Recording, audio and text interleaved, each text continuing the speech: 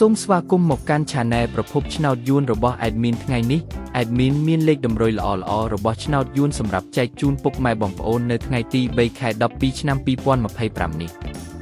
ដូចនេះ Admin មិនចង់ឲ្យចំណាយពេលវេលារបស់ពុកម៉ែបងប្អូនយូរតោះយើងមកតាមដានលេខតម្រុយរបស់យើងទាំងអស់គ្នាសម្រាប់លេខតម្រុយ2លេខមានលេខ45 លេខ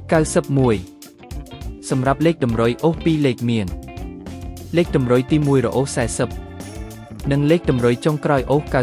90សម្រាប់លេខតម្រុយ3លេខមាន237គុណនិង861គុណ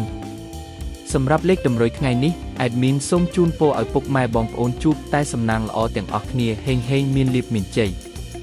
ជាចុងក្រោយសូមកុំភ្លេចជួយចុច Subscribe និង Comment ហើយដាក់សញ្ញារូបកណ្ដឹងដើម្បីជួយផ្ដល់កម្លាំងចិត្តមកកាន់ Admin ជាពិសេសងាយស្រួលតាមដានវីដេអូថ្មីនិងលេខតម្រុយល្អៗជាប្រចាំថ្ងៃជាមួយ Admin សូមគោរពលាពុកម៉ែបងប្អូនពីខ្ញុំបាទប្រភពឆ្នោតយួនសំណាងល្អទាំងអស់គ្នាសូមអរគុណ